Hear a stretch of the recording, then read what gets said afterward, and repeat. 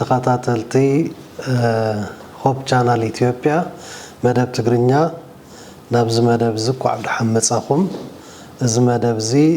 ካብ ሎሚ ጀሚሩ ንተኸታታሊ ዝተወሰነ ግዜ ዝዘልቕ መጽናዕቲ ትንቢት ዳንኤል ክኸውን ከሎ ናይ ሎም መዓልቲ ንሪኦም ክፍልታት ድማ መጀመርያ ምእታዊ ሓሳብ ኣብ ትንቢት ዳንኤል ዘሎ ኢና ክንጅምር ትንቢት ዳንኤል ክነጽንዕ እንከለና ሓደ እቲ መጽሓፍ ክነጽንዖ እንከለና ንምጽናዕ እውን ክንጅምር ከለና ክንሓስቦ ዝግባአና ቀንዲ ሓሳባት ኣእምሮና ክንሓስቦምን ክንሕዞምን ዝግባአና ሓሳባት እንታይ እዮም ክንፈልጥ ዘለና ከመይሲ ክንሓስቦም ክንሕዞምን ዘለና ነገራት ክንርዳእ እንተዘይክኢልና ትንቢት ዳንኤል እንታይ ይብል ኣሎ እንታይ ክዛረብ ደሊሎ ዝብል ነገራት ክንሕዞም ስለዘይንኽእል እዩ ትንቢት ዳንኤል ልክዕ ከምቶም ካልኦት መጽሓፍቲ ኣብ መጽሓፍ ቅዱስ ተጻሒፎም ንረኽቦም 65 መበል 66 ሓዊስካ ትንቢት ዳንኤል ኢልና ኩሉት መጽሓፍቲ ብመንፈስ ኣምላኽ ተደሪኾም እቶም ክጽሕፍዎ ዝግብኦም ሰባት ዝጽሕፍዎ ምዃኑ ክንርዳእ እንተኽኢልና ንማንም ንኻልእ ስለዘይኮነ ንዓና ተጻሒፉ ንዓና ድማ ካብ ተጻሓፈ ንሕና እውን ክንርድኦን ክነስተውዕሎን ዘለና ንዓና ከም ዝኾነ ወሲድና ክንርድኦ ክነስተውዕሎ ክንነብረሉ ክንምራሓሉ መታን ከም ዝኾነ ክንሕዞ ስለ ዝግባአና እዩ ከምቲ ኣብ ካልእ መጽሓፍ ተጻሒፉ ዘሎ ወይ እንረኽቦ ጎይታና ኢየሱስ ክርስቶስ ናይ ትንቢት ዳንኤል እውን ማእከል ኮይኑ ኢና ንረኽቦ ብዛዕባ ጎይታና ኢየሱስ ክርስቶስ ይዘዘንቲ ኣጽሓፋ ትንቢት ዳንኤል ብቐንዱ ሉዓላውነት ኣምላኽን ኣብ ህይወት ደቂ ሰባትን ዘለዎ ግደን ንምርኣይ ዝተዳለወ እኳ እንተኾነ ኣብቲ ጽሑፍ ተጻሓፋ ቅዲ ፍልይ ዝበለ ዝገብሮ እንታይ ከም ዝኾነ ኣስዒብና ንሪኦ ነገራት እዩ ትንቢታዊ ዘመን ዳንኤል ክነጽንዕ ከለና ድማ መስርሕ ትንቢት ነዊሕ ግዜ ዝሓዘ ምዃኑን ብቀመር ትርጉም ትንቢት ዳንኤል ሓደ መዓልቲ ከም ሓደ ዓመት እውን ከም ሓደ መዓልቲ ከም ዝዕቀን ክነስተብህል ዝግባአና ነዚ መረዳእታ ዝኾነና ካብ ዘህሉቅ 14:34 ሕዝቅኤል 4:5-6 ከይና ክነንብብ ከለና ናይዚ መረዳእታ እዚ ክንረክብ ኢና ትንቢታዊት ሓበሬታ መጽሓፍ ዳንኤል ዓለም ለኻዊ ትሕዝቶ እኳ እንተሃለዎም ንውልቃዊ ህይወትና ግና ዓብይ መንፈሳዊ ትርጉም ዘለዎም እዮም ትሕዝቶ ከም ትሕዝቶ ዓለም ለኻዊ እዩ ግን ናብ ውልቅና እውን ኣሽሪፍና ብውልቅና እውን ወሲድና ንዓና እውን ዓብይ መንፈሳዊ ትርጉም ዝሓዘ ምዃኑ ክርዳእና ክኽእል ኣለዎ ማእከል መጽሓፍ ዳንኤል ክርስቶስ እዩ ኣብ ሉቃስ 24 ካብ 25 ክሳብ 27 ኣብ ወንጌል ዮሐንስ 5:39 ክነንብብ ከለና ነዚ ሓሳብ እዚ ስለ ንረክብ እዩ ሓደ ነገር እግረ መገድና ክንፈልጦ ዝግባአና ነገር እንተሎ እንታይ እዩ እቶም ንሪኦም ሓሳባት ዝደጋገሙ ክኾኑ ይኽእሉ እዮም ክደጋገሙ ከለዉ ግን ምድግጋሙ እንታይ እዩ መታን ኣጸቢቕና ክንርድኦን ክንሕዞን ክንሓስቦን ክነስተንትኖን ስለ ዘድልየና እዩ ክንጅምር ከለና እንታይ ኢልና ክንሓስቦምን ክንሕዞምን ዝግብኡና ሓሳባት ከም ዘለዉ ኢና ርኢና ነርና ስለዚ ክንሓስቦም ክንሕዞም ክነስተንትኖም መታን ዝደጋገሙ ነገራት ከም ዘለዉ ድማ ክትርድእዎ እየ ዝደሊ ሕዚ ብዛዕባ ክርስቶስ እኳ ካልኣይ ግዜ ደጊምና ተዛሪብና ኣለና ኣብ ላዕሊ ኣብዘን ጥቕስታት ዘንበብና እየን ወይም ኣብ ኢድኩም ኣብ ዘሎ መጽሓፍ ቅዱስ አንቢብኩም ከም ትርድእዎ ቁልፊ ሓሳባት ህይወትን ሞትን ኢየሱስ ክርስቶስ ማእኸላይ ትኩረት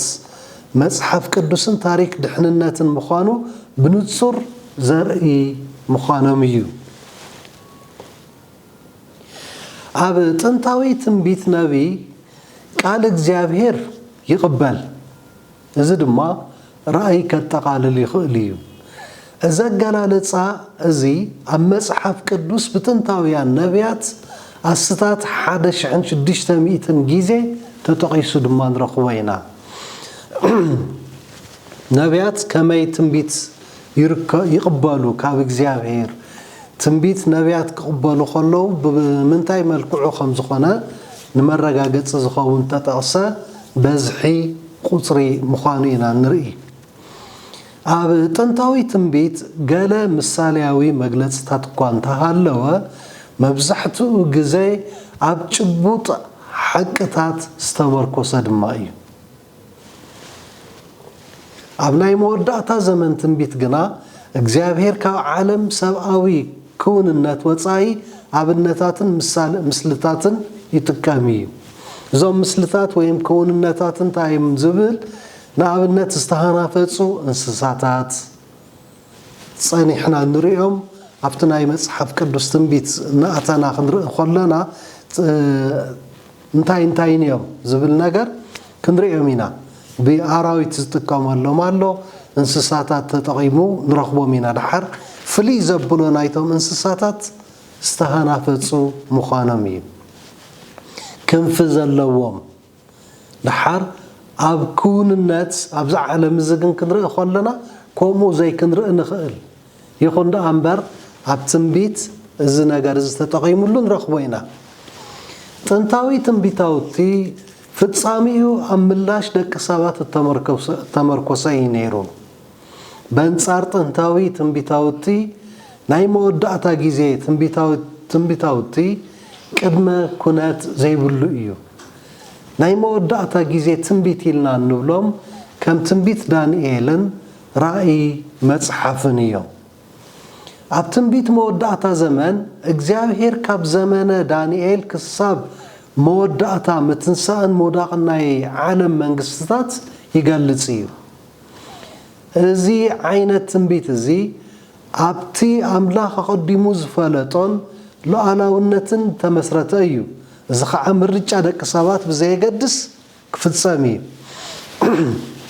ብናትና ምርጫ ዝድረኽ ብናትና ድሌት ዝውሰን ኣይኮነን ናትና ምርጫ ድሌት ብዘየገድስ ምዃኑ ግን ዘይተርፎ ትንቢታውቲ እቲ ጊዜ መወዳእታ ትንቢት ኢልና እንጽውዕ ዘለና ሰፊሕ ትንቢታዊ ስነ ጽሑፋዊ ኣገላልጻታት ክላሲካልን ኣፖክላፕቲክን ትንቢት ምፍላጥ ዓብይ ዋጋ ኣለዎ እዞም ትንቢታውቲ እዚኦም ክልተ ዝዓይነቶም እዮም ሓደ ክላሲካልን ክበሃል ከሎ እቲ ካልኣይ ከዓ ኣፖካሊፕቲክን ዝበሃል እዩ ቋንቋ ዜናትና እውን ስለ ዝኾነ እዩ እቲ ክስታይ ክኸውን ዝኽእል ግን ብኽልተ ዝምቀል ትንቢት ከም ዘሎ እዩ ተቐዳማይ እዩ እዚ ስነ ጽሑፋዊ ኣባሃላ እግዚአብሔር ትንቢታዊ ሓቅታት ንምትሕልላፍ ዝተፈላለየ ኣገባባት ከም ዝጥቀም እዩ ዘርእየና እቲ ካልኣይ ድማ ከምዚ ዝኣመሰለ ፍልጠት ነቲ እተሓላለኸን ጽባቐን መጽሓፍ ቅዱስ ብዝበለጸ ንኽንርዳእ ዝሕግዘና እዩ በእምሮ ሰብ በረዳድኣ ሰብ ዝተሃላለኸ ዝመስል ነገራት እኳ እንተሎ ኣብቲ ምትህልላኽ ንሱ ጽባቐ መጽሓፍ ቅዱስ ኢና ንርኢ ውበት ናይቲ መጽሓፍ ቅዱስ ኢና እነስተውዕል በይናይ መልክዑ ከም ተገለጸልና ክንደይናይ ዝኣክል ክንርድኦ ከም ዝግባአና ዝተገለጸልና ምዃኑ ስለ ዝገልጸልና ኣብ ሳልሳይ እዚ ፍልጠት እዚ ምስ ሓፈሻዊ ምስክርነት መጽሓፍ ቅዱስ ብዘይጋጮ መገዲ መጽሓፍ ቅዱሳዊ ትንቢታት ክንትንትንን ቃል ሓቂ ብትኽክል ክንገልጾን ይሕግዘና ንሕና ክንትንትን ከለና ንሕና ክንገልጽ ከለና ምስቲ ናይ መጽሓፍ ቅዱስ ሓቂ ብዘይጋጮ ካልእ ትርጉም ብዘይህብ ናብ ካልእ መገዲ ብዘይወስድ ብትኽክል ነቲ ቃል ሓቂ መታን ክንዛረቦ ዝሕግዘና ምዃኑ እዩ ዝነግረና ዘሎ። ዳንኤል ምዕራፍ 1 ከም ዝሕብሮ ተመክሮ ዳንኤል ድሩትን ዘይፍጽሙን እኳ እንተነበረ ምስቲ ተመክሮ ካብ ሰማይ ወፂኡ ኣብዛ ሓጢአተኛ ዓለም ክነብርን ንሓይልታት ጸልማት ክገጥምን ዝኸደ ኢየሱስ ክርስቶስ ዝመሳሰል ምዃኑ ይሕብር። ዳንኤልን ዕርኽቱን ንፈተናታት ባህሊ ባቢሎን ንምግጣም ካብ ልዕሊ ንክርስቶስ ዝመስል ጥበብ ተዋሂብዎም። ሕዘብዚ ዳንኤል ድሩት እዩ ነይሩ። እቲ ተመክርኡ ገና መንእሰይ እንከሎ ኣብ ጊዜ ንእስነቱ እዩ ካብ እታ ዝነብረላ መረበቱ ካብታ ዝነብረላ ሃገሩ ካብቲ ባህሉ ተፈልዩ ናብ ካልእ ንክኸይድ ዝተገበረ ንመጀመርያ ጊዜ እዩ። ድሓር ምስቲ ንመጀመርያ ጊዜ ዝወፀ እኳ እንተኾነ እቲ ንመጀመርያ ጊዜ ምውፅኡ ኣይደረቶን ተመክሮ ኣይሃልዎ ደኣ እምበር ክብርን ሓይልታትን ጸልማትን ክገጥም ምስ ዝኸደ ኢየሱስ ክርስቶስ ዝመሳሰል ተመክሮ ከም ዘለዎ ንርኢ። ከመይሲ ጎይታና ኢየሱስ ክርስቶስ ድሕሪ ምጥማቑ ናብ በረኻ ከመይ ከም ዝኸደን እንታይ ከም ዝገበረን ንፈልጦ ነገር እዩ። ካብ ላዕሊ ካብ ክርስቶስ ዝተዋሃበ ጥበብ ከም ዘለዎ ድማ ኢና ንርዳእ። ኣብ ዳንኤል ምዕራፍ 2 ምስ እንመጽእ መንግስታት ዓለምን እቲ ብኢድ ከይተተንከፈ ካብ ከረን ዝመፀ ንእሽቶ እምኒ ኣብ መወዳእታ ጊዜ ንኹለን መንግስታት ዓለም ምስ ዳዕመኾን ከም ዝትክእን ይገልጽ። ኣብዚ ዳንኤል ናቡከደነፆር ዝሓለሞ ሕልሚ ኣሎ። ኣብቲ ሕልሚ ግን ካብ ከረን ኢድ ከይተንከፋ አንከራርያ ዝመፀት ንእሽቶ እምኒ ከም ዘላ እሞ ነቲ ንሱ ዝረአዮ ዓብይ ምስሊ ከም ዝደዓመኸቶን ካብኡ እታ ንእሽተይ ዝነበረት እምኒ እናዓበየት እናገዘፈት ከም ዝኸደትን ዘርእየና ሓሳባት ንረክብ። እዚ ሓሳብ እዚ ግን ንሱ ጥራይ ማለት ኣይኮነን። ብዋናነት ኢና ንርኢ ዘለና ቀፂልና እውን ንሪኦም ሓሳባት ኩሉና እዮም። ኣብ ምዕራፍ 3 ኢየሱስ ክርስቶስ ወዲ ሰብ ምስ እሙናት ኣገልገልቱ ኣብ እቶን ሓዊ ይመላለስ ከም ዝነበረ ድማ ነንብብ። ኣብ ምዕራፍ 4 እግዚአብሔር ንሰማይ ዝገዝእ ንሱ ባዕሉ ምዃኑ መታን ንጉስ ናቡከደነፆር ንኽርድኦ ካብ መንግስቱ ንዝተወሰነ ጊዜ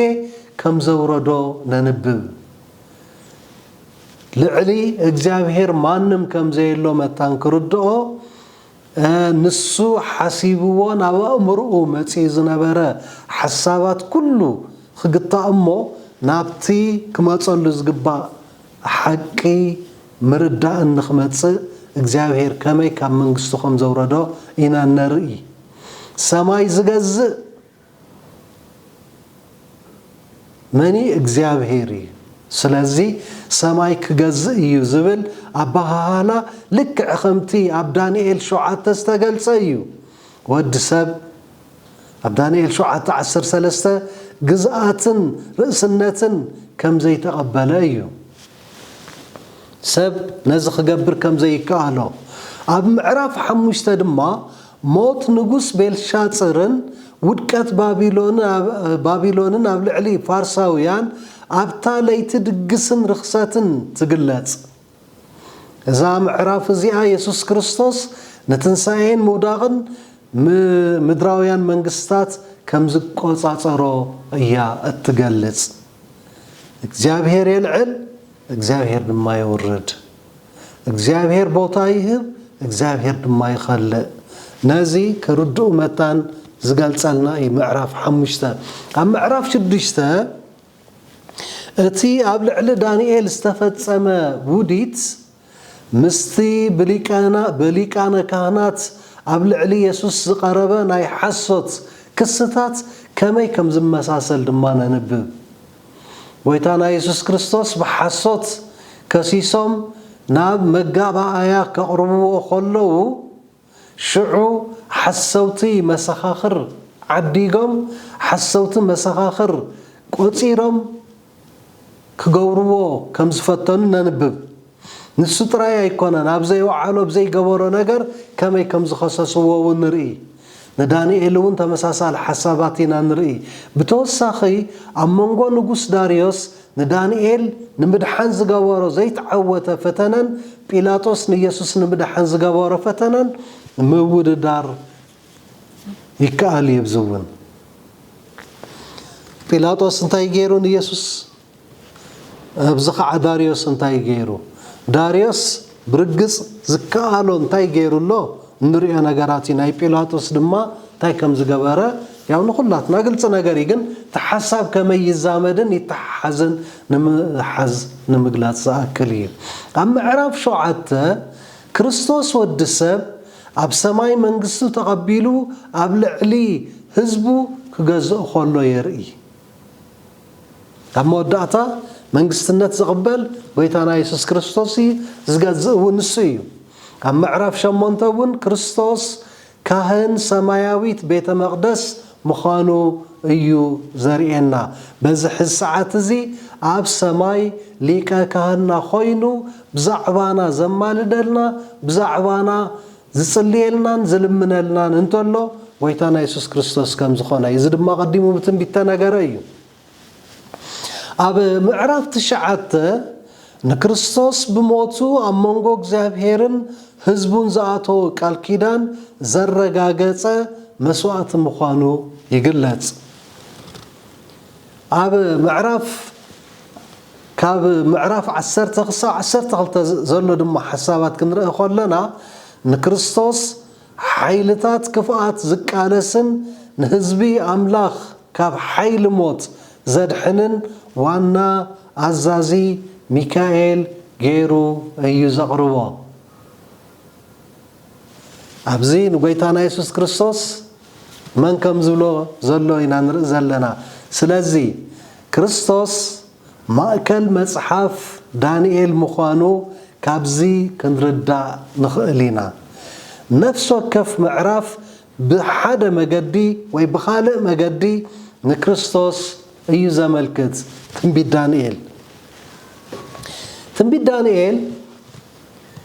بمرحيت منفس استصحافة تنبيت كوينو بترجمون تنبيت دانيال امنات زجبرلو مصحف ايو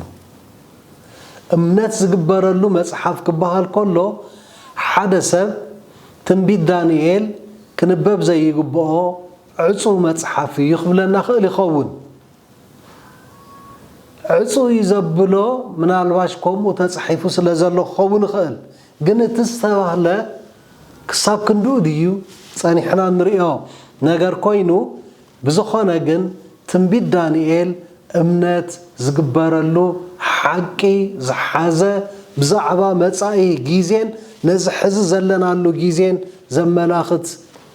مصحف مخانو اينا خنردا زلنا مصحف دانيال كنببن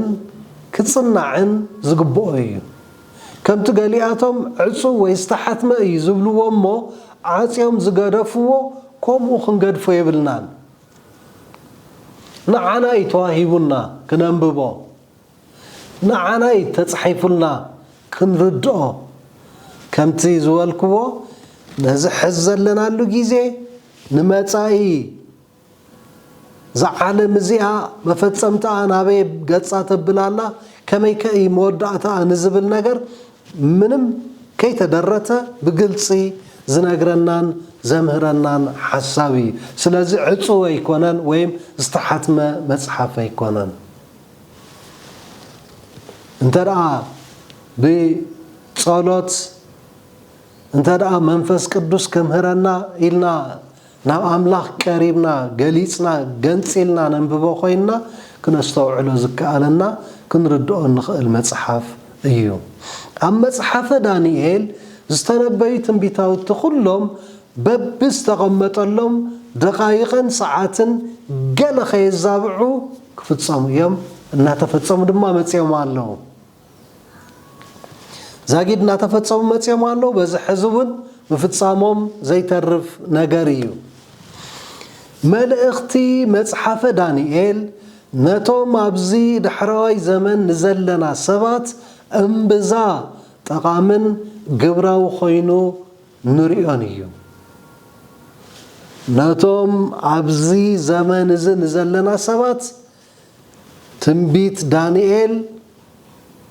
امبزا زطقمنا مصحفي سلامنتاي نحنا ننبر زلنا ابزي دحراي تواهيل الصوع زبن سلازخونا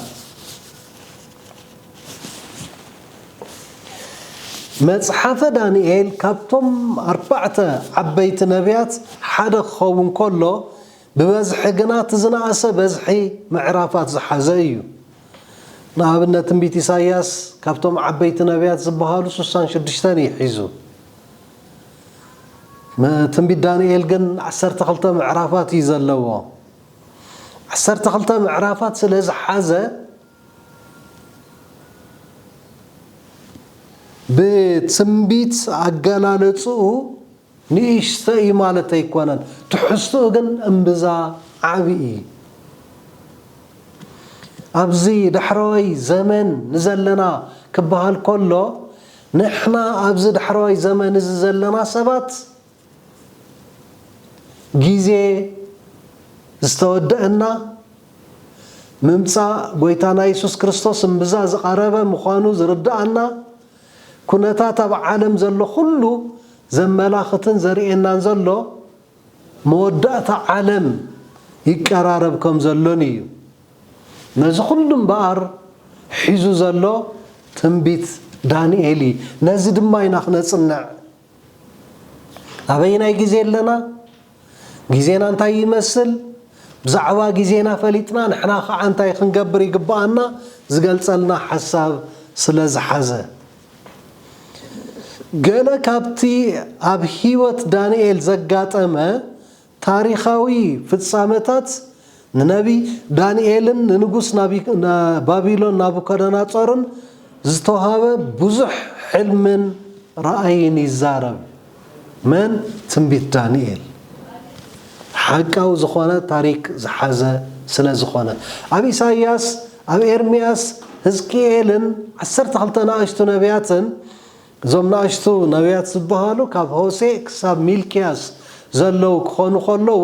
كم أون عم مصحف دانيال زركبون أي مودة تنبيتات فلينا كنفلتو ميتزقبأنا أبينا يتنبيت انتاي تتصحيفو بزعبا انتاي زبل نجر كردأنا كخلالو مصحف دانيال أبكلتا تخافيلين نرخبا ኣብ ክልተ ተመቂሊና ንረኽቦ ተንቀዳሞት 6 ምዕራፋት ብቐንዱ ታሪክ ዝሓዛ እየን ብዛዕባ ታሪክ እየን ዝዛረባ ተን ናይ መወዳእታ 6 ምዕራፋት ድማ መብዛሕትአን ራእይ ዝሓዛ እየን እቲ ራእይ እንታይ እዩ ብዛዕባ እንታይ ከእዩ ዝዛረብ بزرزر أبن متصل لجزء قتلنا نريح حسابات يزخون زانتاتي معرفات أملاخنا توم عب تتصابئي أرماوي هواهو نعو أمونات كوينام زصانحو كمي كم زاد دقومن كم زاد حنامن يحبرو سلازي نتوم أملاخ زازو فتناتاتن مكران كم زصعبهم أبزن معرفات زياتن بالسرات يسبخ فتناتات تسعبه مكران ترخبهم جن تسفالو دحرزي فتنان دحرز مكران زورس زركب نجر حوت النت ناب النت عم معرف حدا اتم 4 من سيات ابراويان بزعوا زلوم تأماناينت نحق أملاخ تفتينهم يوم تأمنت خوينم ترخيبهم ውጽኢቱ ድማ ናብ ቤተ መንግስቲ ንጉስ ንኽዓብዩ ተገይሮም ተኣመንቲ ኮይኖም ስለ ዝተረኸቡ እዩ ኣብ ምዕራፍ 1 ቁጥሪ 19 ንረኽቦ ሓሳብ እዩ ኣብ ነፍሲ ወከፍ ጫፍ ትረኻዊ ምዕራፍ ናይቶም ኣምለኽቲ ሓቀኛ ኣምላኽ ልዕል ምባል ኮይኑ እቶም ራእያት ግና ዝዛዘሙ ብምምስራት መንግስቲ ኣምላኽ እዩ ኣብ ዳንኤል 7:27 8:26 12:13 ንረኽቦ ሓሳብ እዩ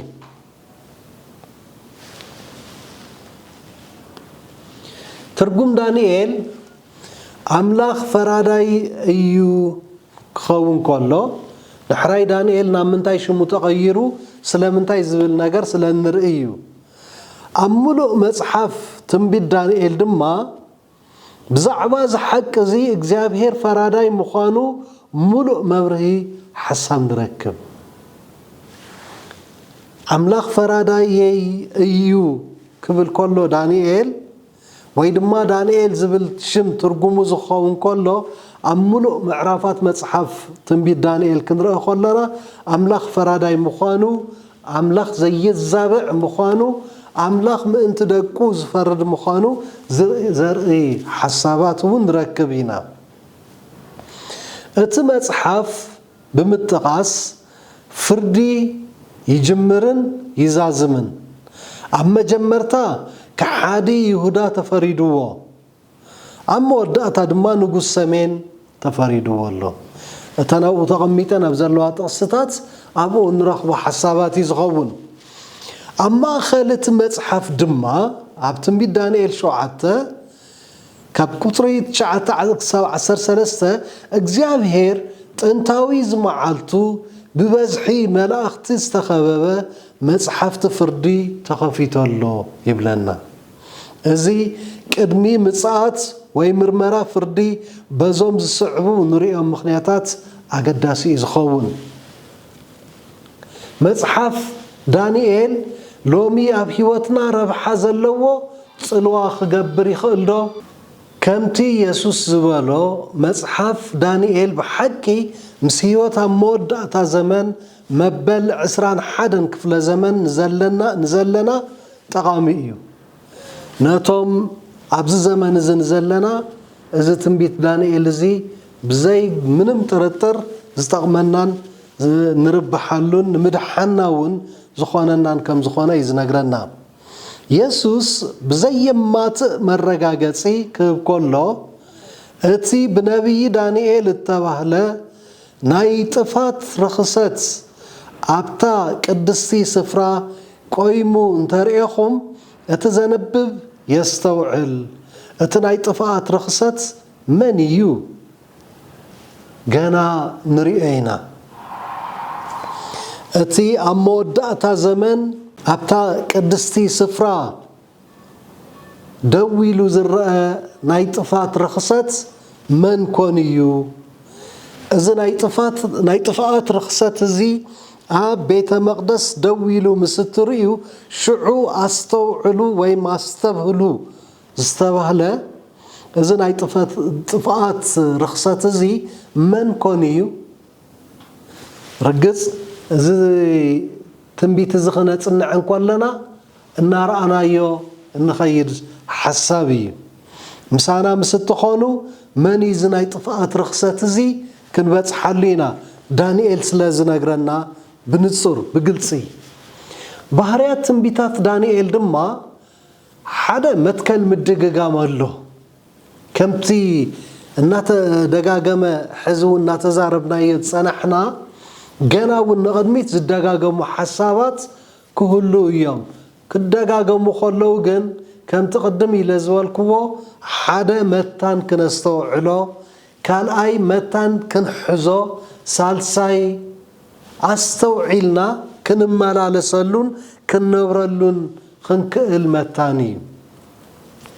سلاذ خونه اب دانيال معراف كلته معراف شوعته معراف شمونته زركبو رايات بزعبا تاريخ املاخ زملكتو ايام اب سلستي معرافات تمساسال حسب ግን ብተፈላለየ ኣገላልፃ ብተፈላለየ ኣባሃሃላ ንረኽቦም ኢና ኣብ ምዕራፍ 9 መሲህ ዝግለጸሉ ግዜ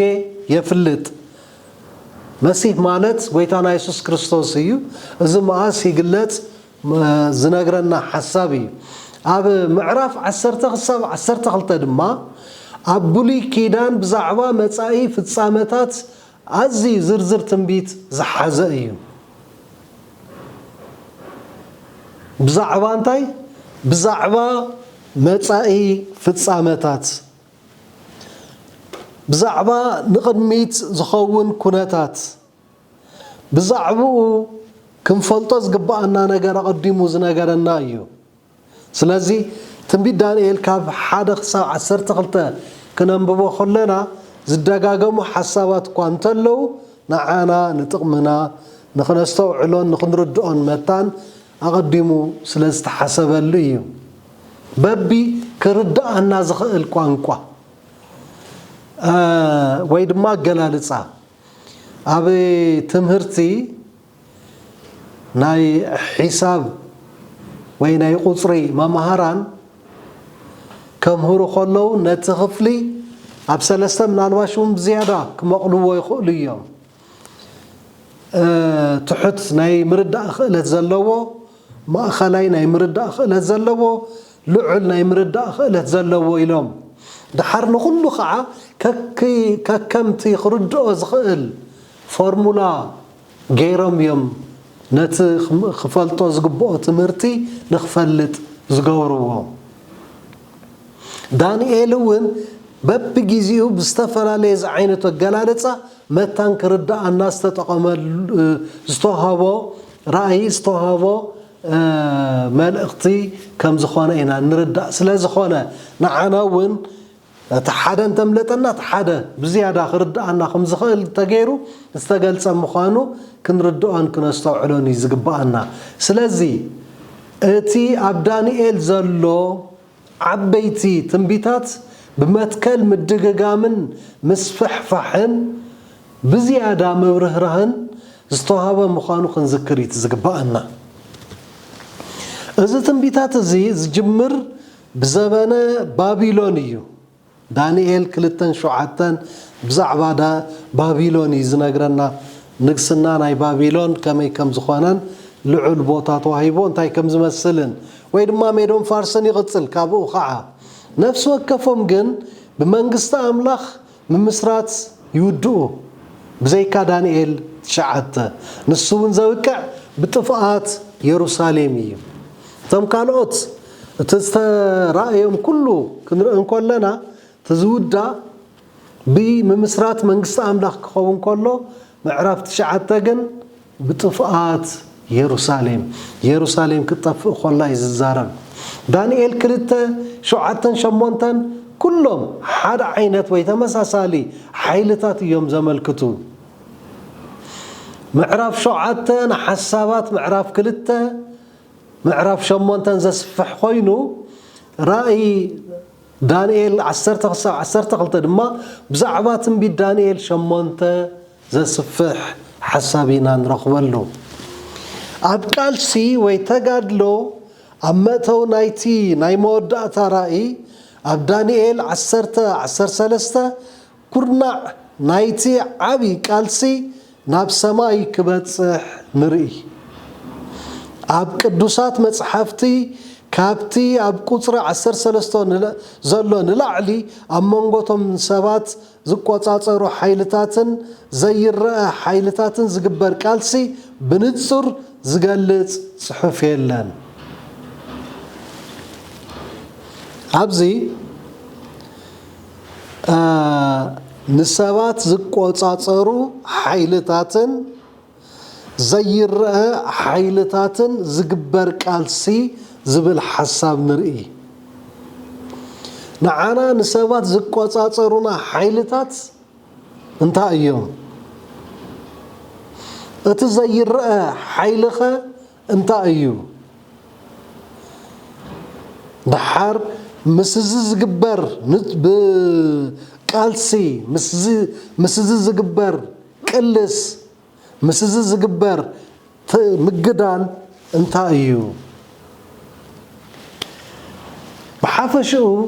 أب تنبي دانيال النريو ناي عامت معالتي متكل حدا أقداسي خفال ناي دانيال تنبيتات بمسارات تاريخاوي أجباب ترجم مخانو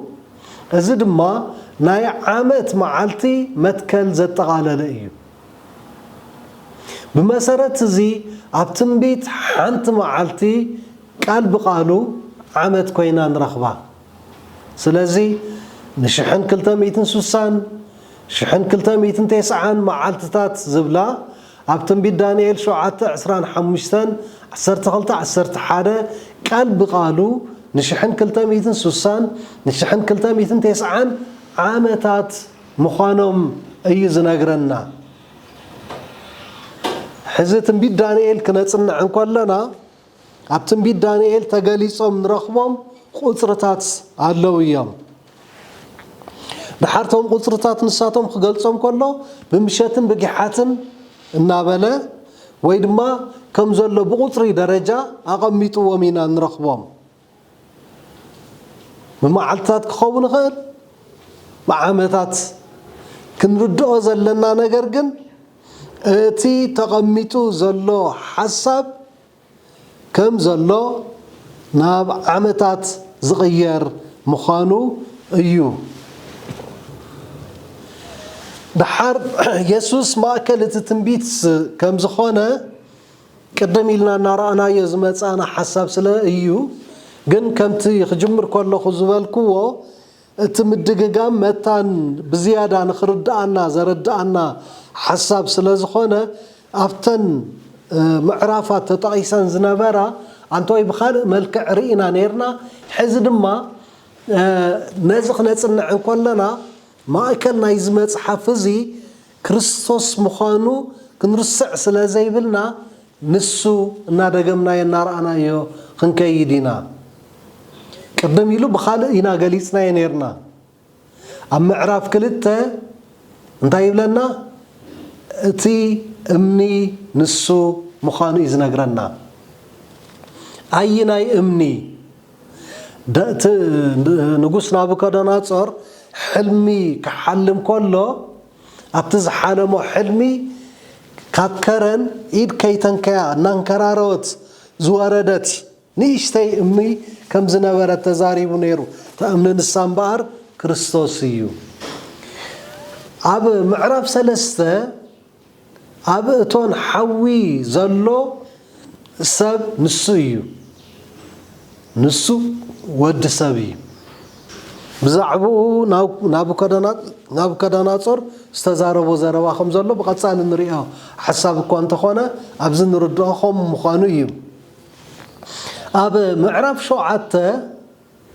اب معرف شمونتن حلقه سراويت إلي زغمطو سلازي يسوس ما أكلت مصحف قدس كم زخانة يزنقرنا أب معرف تشعته مسيح ويدما مسفن كم زخانة ينقرنا أبناء مودعتا رأي معرف عسرت غلطة دما ميكائيل كم زخانة ينقرنا تنبيت دانيال بقندو مصحف مودعتا زمن ايو أب ماتيوس 24:15 قدمي طفاءات يروساليم زنبره غيزي مودعتا يتقس اتي بنبي دانيال التباهله ناي طفاءات رخصت ابتا قدست سفرا قويمو انتريخم اتزنبب يستوعل سلازي نت بنبي دانيال استنغره ناي طفاءات رخصت ابتا قدست سفرا قويمو مسنري اوانو كنستوعلو يقبأنا تاريخاوي ترجم ناي دانيال تخنبلو كم تصنحنايو دانيال كله تفصامتات ما تنبيتاوتو اب تاريخ التمركز اب رأي استمركز بزعبا مصاي غيزي بزعبا حلف غيزي خمز الزارب نرانا صنيحنا نيرنا ابزناي حزن رئه حساب بزعباتي عسر شمانتا 4 زقاطمه بطعم زحزن في تصامه مبرهي ذهبنا تنبيت دانيኤል እዩ يسوس قال اي معراف اغلغلوتو اب سماي ب1844 كم زجمره يزرد سبات كن انتي صبي نيرم اب تقمتي 22 1844 نام مدري كملاسي ويم كمصي لهم يصبيو نيرم እዚ ዝኾነ ስለምንታይ ኣብቲ ትንቢት ዳንኤል ተጻሒፉ ዘሎ ነቲ ሓሳብን ኣገላለጻን ንሳቶም ዝተረድኡልን ደስተውዓልዎን በቲ ግዜቲ ዝነበሩ ሰባት ጎይታና ኢየሱስ ክርስቶስ ናብዚ ክምለስ ነይሩ ጉጉይ ዝኾነ ረዳድኣ ጉጉይ ዝኾነ ኣተናተና ወይ ድማ ተረጓጎማይ ነይሩ ስለዚ በቲ ግዜቲ زحزن في الصامي تخسيتو كما بزحات نغويتانا يسوس كريستوس كتصبايلهم بزح تسفا غيرهم نيرهم تنساتهم زغورو تسفا خيتفصم مسترفا كن نعاتاتهم كاب تسفا مغبار ناب تسفا مقراص سلاز السغاغرهم ولا كاب عملكو كاب مسعب غويتانا يسوس كريستوس ندحريت نخبلو زغبرهم نغر نيرو لكن خمس زبان نجار لنا بزول مدام دمتا ناب عالم تمليسكا عالماو مخان فتسيم كانت امنت زبان نجار مقداف زقات امالو جيزي ينيرو قنت جيزي نسو ويتانا يسوس كريستوس كان اي معراف اقلقلوتو اب سمايز جمرلو ينيرو نازي زردعنا انبار تنبيت دانيኤል كماي ابتي معرفو مسبصحنا ابتي غيزي مساتنا نريو حسابي نحزق نرئ زلنا مأتو حساب تنبيت دانيኤል ስለዝኾነ تقلل بزوال ملكعو تنبيت دانيኤል እንታይ يحيزو ዝብል ነገሪና نزرارب زلنا بمداي سنه ملكوتاوي اقداسي እዩ ምክንያቱ ابتي قدم مصاتاو فردي كم وصيت نايتي مسيطان زغبرو ግጭት فقراوي ባህሪ አምላኽ ስለዘረጋግጽ ናይ አምላኽ ፍቅሪ መወዳእታ ዘይብሉ አምላኽ ምእንታና ኢሉ ክሳብ ህይወቱ ዝሕልፍ ኣብ ክንዳና ንሱ ክሳብ ዝመውት ዝተገበረ كيد فتصامه غويتانا يسوس كريستوس ابون اننببو زانتا يزخون اتا اكايدا كن كماي كابي توغيسن ابي بيلو خيدالو ويم انتي تغيرو زبل نغر ابو نرخبو حسابي كاندي ايو مصحفت تنبيت دانيኤል نحزبي كريستوس نموداتا معالتات مالت غيزي مكرا مدلاوي افت غيزي موداتا مكرا الله مكرا خمصي اب قدمينا زصبينا مكرا الله اب قدمينا زصبينا شجر سدات كله ايو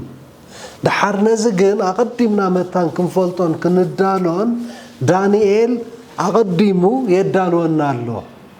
تنبيت دانيኤል مسننبب تنبيت دانيኤል مسنري تنبيت دانيኤል مسنصنع دانيኤል እንታይ ይብላሉ ኢልና بمنفس أملاخ كنردع انت داخلنا نعانا نجيزي مودعتا يدالو ناخم زلو يزردعنا أبكد مينا عبي مكرا عبي تقادلو سلز صبينا سلزي تاريخ زا عالم أمززامو أبز قربلو زلو أواني نازلنا زعلم زي مودعت اي قرار بيزلو ات بدانيኤል استمزغبه تنبيتات مستي اننبرلو زلنا اوان سلاز تاساسر فلوي اقالبونا يحتت حزب زلنا له غيزي نحنا اقالبونا كخون زغبو نديوم فلوي طمته كنغبرلو زغبانا عالم نمودعتا قصات تخيد سلازلا ابز حز غيزي اب عالم زغبر زلو نغرات كله اقدمو استباهله ኣቐዲሙ ዝተነገረ ግን ክንዳለወሉ መታን ድማ ኣቐዲሙ ዝተነገረና ምዃኑ ክነስተብህል እዩ ትዝግባአና ስለዚ ምስ ዝሕዝ ዘለናሉ ግዜ ተኣሳሲርና ምስ ዝሕዝ ዘለናሉ ግዜ ኣዛሚድና ንቕድሚት ብዛዕባ ክንኮኖ ዝግባአና ነገር ክነስተውዕል እዩ ትዝግባአና እምበኣር ኣብዚ መወዳእታ ዘመን ኮይንና መጽሓፍ ትንቢት ዳንኤል ሓቢርና ክነጽንዕ እንከለና ዘለናሉ እዋን እንታይ ይመስል ሕዚ ዘለናሉ ግዜ እንታይ ይመስል ዓለም ናበይ ገጻ ተብላላ ኩነታት ኩሉ ዝነግረና ዘሎ እንታይ እዩ ዝኹሉ ነውፂ ዝኹሉ ኺናት ዝኹሉ ጥሜት ዝኹሉ ጎንፂ ዝኹሉ ላዕልን ታሕትን ምባል ኩሉ እንታይ ዝነግረና እንታይ ዝሕብረልና ነዚ ዳንኤል ሓቢርና ክነጽንዕ እንከለና እናረኣናዮ እናተረዳእናዮን እናፈለጥናዮን ክንከይድ ኢና ድሓር ሽዑ ምፍላጥ ጥራይ ዘይኮነ ክንነብረሉ ዝግባአና ነገር ክንነብር ክንለማመዶ ዝግባአና ነገር ክንለማመድ ክንፍጽሞ ዝግባአና ነገር መታን ክንፍጽም መምርሒ ዝህበና መጽሓፍ ከም ምዃኑ መጠን ካብ ትንቢት ዳንኤል ክንወስዶ ዝግባአና ትምህርቲ እናወሰድና ክንከይድ ኢና ነቲ ዝመጽእ ንጉስ ነገስታትን ዘለዓለማዊ ኣምላኽን ብኸመይና ክንቅበሎ ተዳሊና ንጸንሕ ንርእየሉ እዩ ዝኸውን እዚ መጽሓፍ እዚ ስለዚ ድማ ጎይታ ባዕሉ ብመንፈሱ ክገልጸልና ኢና ክንጽሊ ዝግባአና ነዚ ትንቢት ዳንኤል ክነንብብ ከለና ብስጋ ኣይከኣለናን እዩ ድሌት ስለ ዘሕደርና ጥራይ እውን ኣይከኣለናን እዩ ሓሳብ ስለ ዝገበርና እውን ክነንብቦ ኢና ማለት ኣይኮነን ነዚ ትንቢት ዳንኤል ክነንብብ ከለና ክነጽንዕ ከለና ክንሪኦ ከለና መንፈስ ኣምላኽ መታን ክገልጸልና ናብ እግሪ ጎይታና ኢየሱስ ክርስቶስ ብምምጻእ ብመንፈሱ መታን ከምህረና ንዕኡ ክንልምኖ እንተኽኢልና ጥራይ እዩ ስለዚ መንፈስ ኣምላኽ ባዕሉ ንክገልጸልና መንፈስ ኣምላኽ ንኽምህረና ኩሉ ሻዕ ብጸሎት ክንተግሂት ዘለና ድሓር ምስ ዝኸውን ኣምላኽ ብዘይገለ ጥርጥር ይምህረና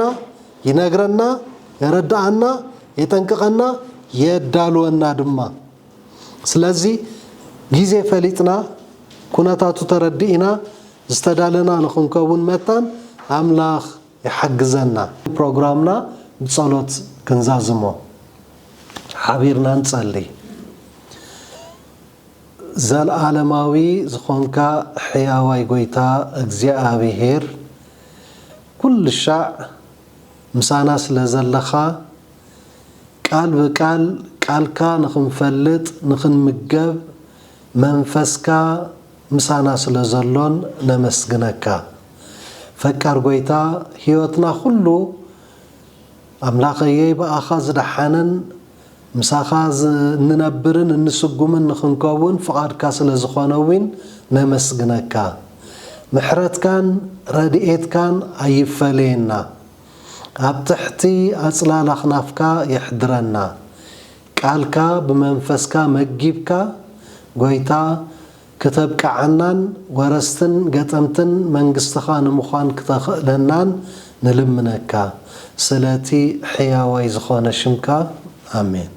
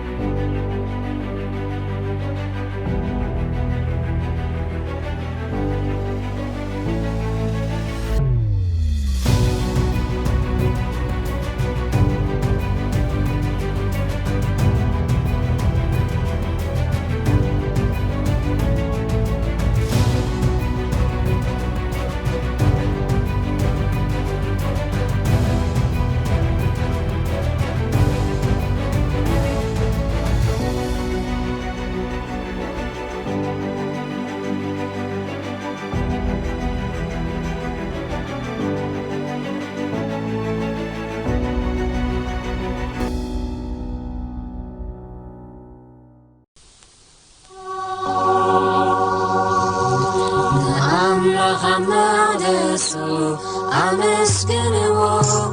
أطفر سلطانو أمسكنو كم بسعي عبيتو أمسكنو تنفاس لو خلو يمسكنو أملاك مقدسو أمسكنو نملاك مقدسو أمسكنو أبتفر سلطانو أمسكنو بزحي عبيتو أمسكنو نفاس لو خلو يمسكنو أملكو أقلقلو نملاك سماي يامرو ودسو أمسكنو نملاك سماي يامرو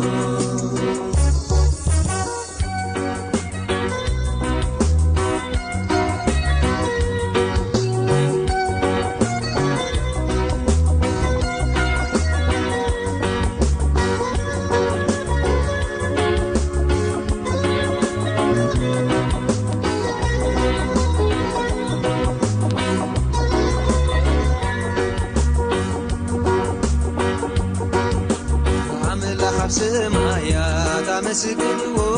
آباريا أمسكنو ملأختو أمسكنو زلخم سراويتو أمسكنو أملكو أقلقلو نملك سماي يغفرو ودسو أمسكنو نملك سماي يغفرو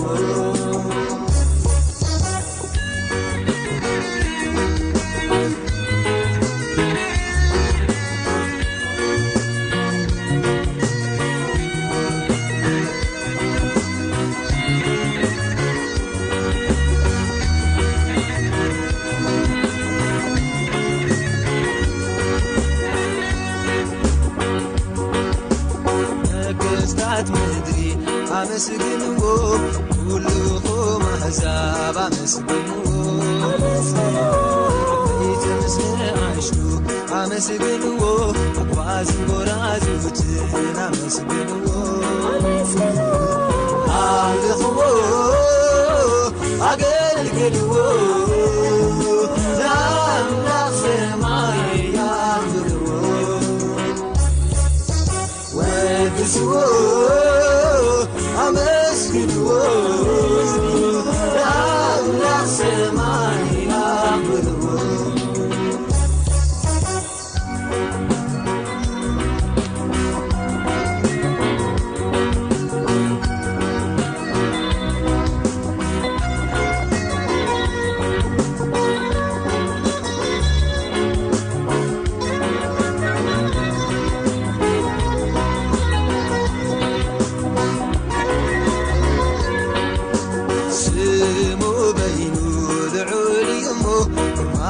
سمايات كبزبليو سمي يا بخير أمسكنو كلكم أحزاب البدلو زمرلو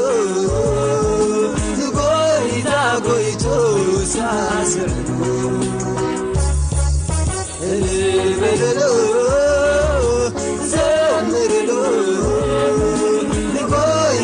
قويتو ساسعلو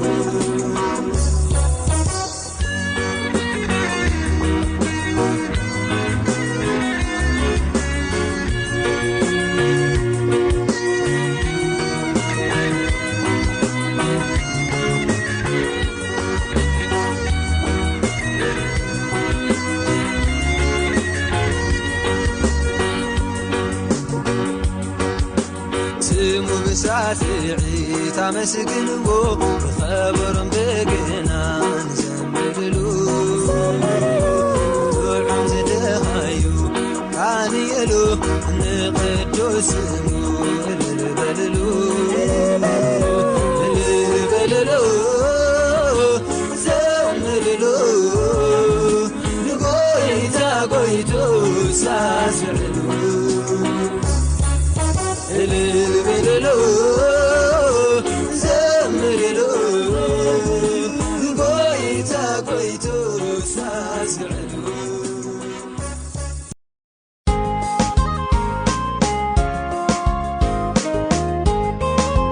ኣብ ትንቢት ኢሳይያስ ምዕራፍ 28 እግዚአብሔር ከምዚ ኢሉ ተዛረበ ጽንበሉ ድምፀይ ስምዑ ኣሰብህሉ ዘረባይ ስምዑ ሓረስታይ ንኽዘርእ ኢሉ ኩሉ መዓልቲ ኢሉ ሓርስ ንግራቱ ከም በሊሕ ማሕረሻ ኮይኑ ዝሓርሰካ ሓደ ብልዕሊ ሓደ ሽግር ተበስሓካ ሓረስታይ ንግራቱ ኩሉዋን ከም ዘይሓርሶ ሽግርካ ክሓልፍ እዩ ንጎይታ እመኖ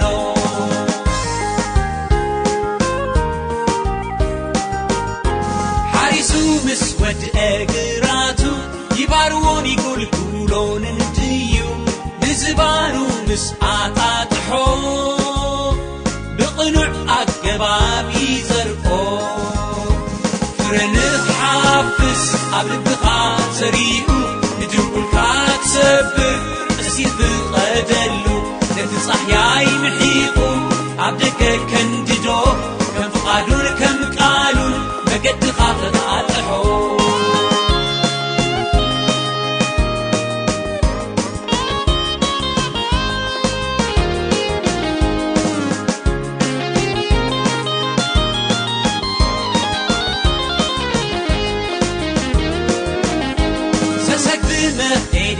يخيدن سرقلاب كامون عايزورن نساسسي بچنگفي وقعو نكامون بشبوت يزبطو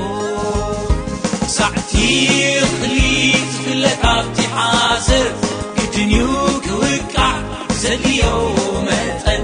لب نفس وكفسب مبينو سلزقوني زدينا موقعتي قدنيو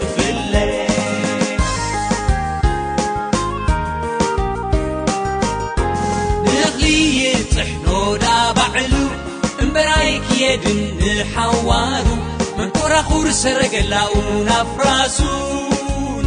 انت خيدلو قويت حانن قليقو بالشبوت نحسرو يلقسو قليقو ببعور كرقت يدليو ببعور تاخلو انت ترقت تاكوا نحوارو ايكونن صباح تتعرف